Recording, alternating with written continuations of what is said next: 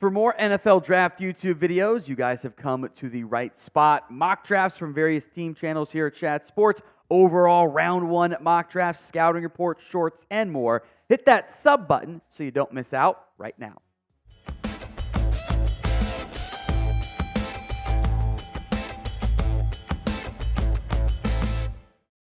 We're about to break down the latest 2024 NFL mock draft courtesy of one Mel Kiper. No trades in this mock draft. We'll save that for a future one that we'll break down. Let's get to the picks then. No surprise here at number one overall. It's Caleb Williams. He's the pick. There's not much more to say there. The intrigue begins at 2, and Mel's got Jayden Daniels going to the Washington Commanders out of LSU. Mel also mentioning that maybe J.J. McCarthy's in play. I think that would be a very confusing and surprising decision.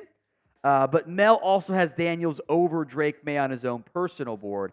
There are pros and cons with both of these next top two quarterbacks, in Jayden Daniels and Drake Maye, who he's got going number 3 to the New England Patriots. Daniels does not attack the middle of the field. He's not great at avoiding sacks. Times when he's so dynamic with his legs, his deep ball is so impactful, that there's all value there. Drake Maye will have just some kind of ugly misses, frankly, that are a red flag, absolutely are. He also makes a ton of high-level NFL throws, the arm strength, the mobility, the size, has that to a T in the way that, Jayden Daniels does not. So there are very real pros and cons for both of those guys. And both guys are still worth taking in the top end of the first round and hoping they can be the franchise guy for teams that are looking for that. Patriots, of course, have had one more recently in Tom Brady. The Commanders, probably a little bit longer, even if we try to include Kirk Cousins in that conversation. So assuming that Caleb Williams goes number 1, there's nothing wonky that goes on there. If you were the Commanders, who would you take at pick number 2? JD for Jayden Daniels, DM for Drake Maye. This will be the pinned comment on this video today.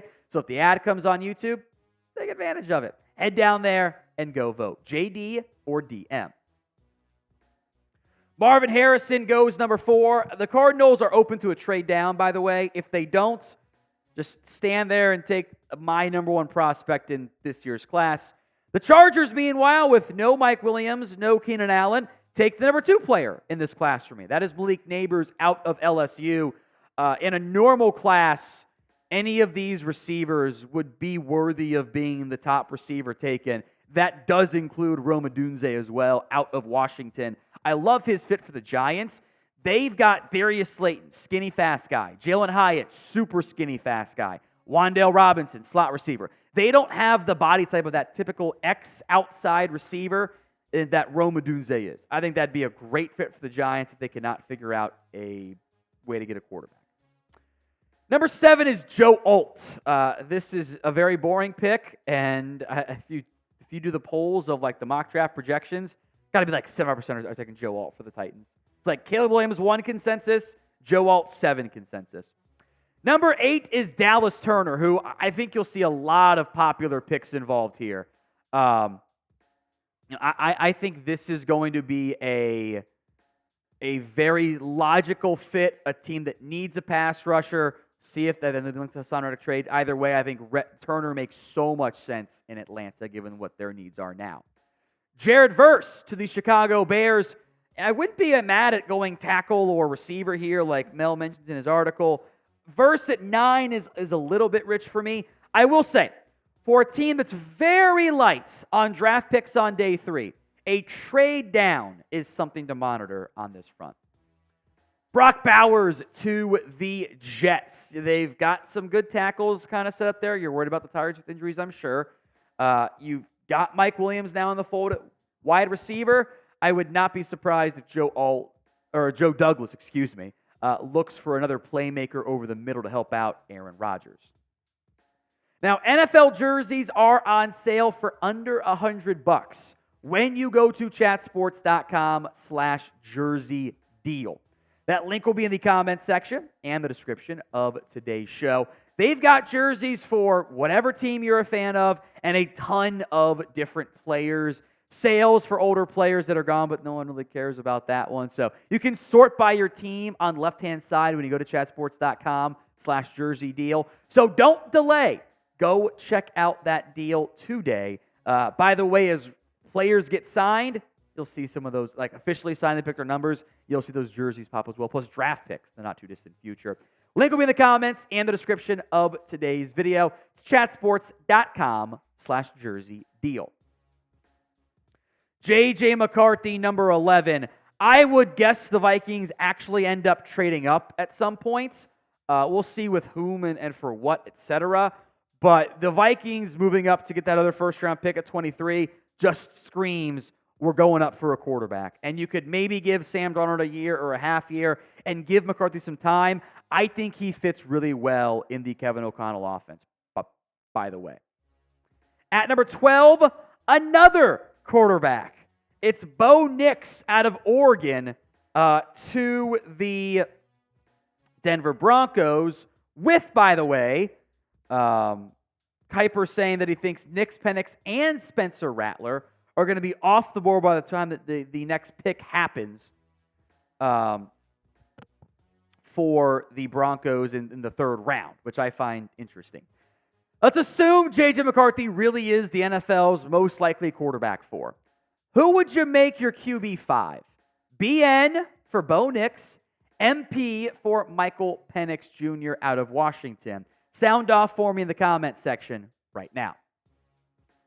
Number 13 is J.C. Latham to the Raiders. By the way, over Olu Fashanu, who we'll get to here in a moment.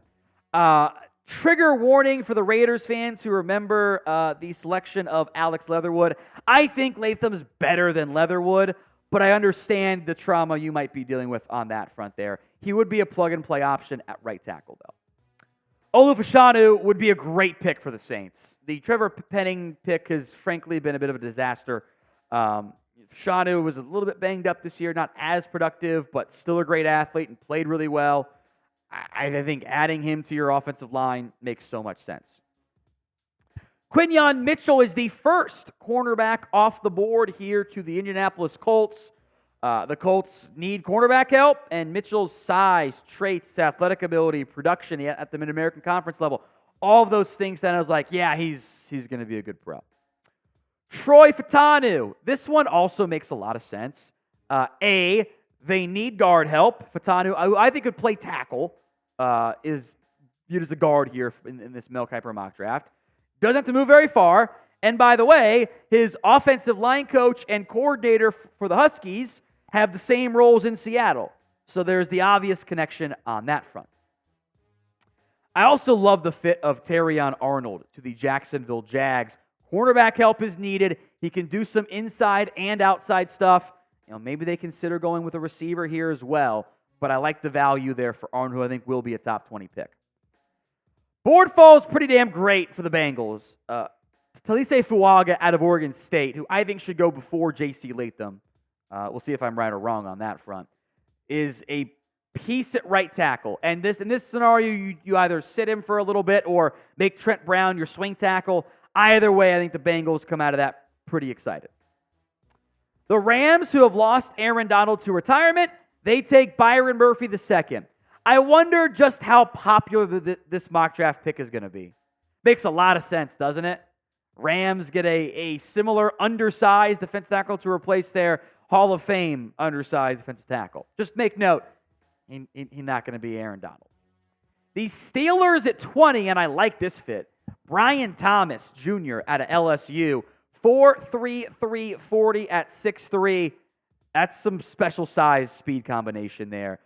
Thomas and George Pickens with some deep balls that Wilson does still chuck. That's an intriguing combination there.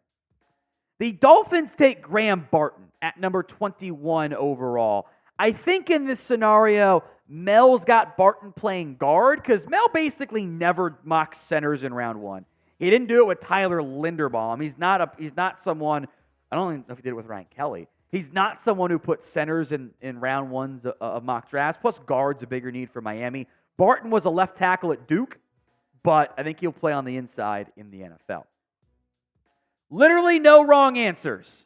Who is your favorite 2024 NFL draft prospect? Drop that name for me in the comments. Eagles get some cornerback help here. Nate Wiggins, we know how much they love going with the premium position mindset there.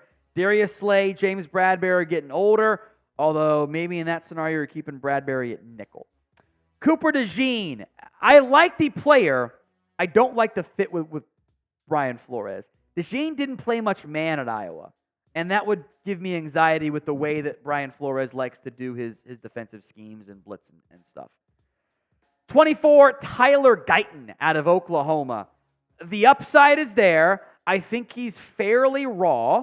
Mel likes him a lot. He says he's higher on Guyton than he is Amarius Mims. Just wait a little bit for him and where he ends up going. But he was a right tackle at OU. With his rawness, you could probably put him to the left side and not be overly worried about that front. The Packers at 25, another edge, Liatu Latu, which is kind of weird since they just took Lucas Van Ness. But hey, the value's intriguing. Medical questions will determine where he goes. Had to medically retire from due to a neck injury at Washington in 2021. I don't know about the player team need fit there. The Bucs at 26 go with Xavier Worthy, which I also find interesting because the Bucs don't necessarily need another wide receiver as fast as Worthy is. They have Mike Evans, Chris Godwin. They have the speed guy in Trey Palmer. They just paid Evans and Godwin. It's the fast guy. I like adding speed, sure. But I don't love that team player match there. I do like this one. The Arizona Cardinals take Chop Robinson at 27. He is Odafe Owe in the sense that like the traits are great. The production wasn't always. The burst off the ball is some of the best I've ever seen. And I think late round 1 is where he ends up going. The Bills go with the corner. It's TJ Tampa. A little surprised they're not adding another receiver, but yeah, okay, it's fine. I am not as high on TJ Tampa as Mel is. And frankly, the back end of round 1, I don't love what Mel was doing here. The Lions at 29, Xavier Legette. I actually like Legette more than most people, I think. And the 4.39 40, I think, answered some concerns people had about him. But I don't see top 30 pick here. Not over some of the other receivers who were on the board. You know, A.D. Mitchell had not gone yet. I like Legette, but not top 30 for me. Steal here for the Ravens, which is just classic Baltimore. Maybe Daniel Flores is going to be their right tackle moving forward, but Amarius Mims could plug right in. Now, he's not raw. He's just inexperienced. When he's played, he's been good. He just hasn't played very much. I think first round lock for Amarius Mims, barring unknown, medical character stuff that we don't know about. And I could see him going top 15. I really could. The surprise pick here is Roger Rosengarten, the other Huskies offensive tackle, the right tackle. I like him. I think if you like those draft sims that everyone uses, I think he is very undervalued in those draft sims. I'm not taking him in the first round though. That'd be a pretty big shock to me. As deep as this offensive tackle class is, if he ends up going in the top 31 over a guy like Jordan Morgan, and I think maybe Mel got word from somebody in the NFL, but also about once every mock draft, every other mock draft, there's like this weird pick that Mel Kiper makes that I'm like, what is he doing? And then next time it's gone. So I'll keep an eye on what happens next time, and maybe Mel just watched him and got a little bit too excited. Wouldn't be the first time. The Chiefs at 32 get another receiver, A.D. Mitchell, who I love the height, weight, speed combination there. I think there's been some buzz of like how focused is he game in and game out, but the upside is super, super intriguing. So grade Mel Kiper's mock draft. A, B, C, D, or F.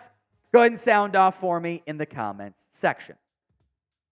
Some notable players who were not mocked in round 1 here. Jackson Powers-Johnson, I'm surprised by that. Mel also doesn't like mocking centers in round 1. He didn't do a Tyler Linderbaum in his final mock draft either, which I was surprised by. Kool-Aid McKinstry has some medical concerns on that front. Johnny Newton, I think I'm just going to be higher on than the NFL. That's fine. They can be wrong. Just like they were about Brian Branch. Keon Coleman, who was never a speedy guy. I think we might overcorrected the 40-yard dash results there. And Darius Robinson is a noteworthy fringe round one piece.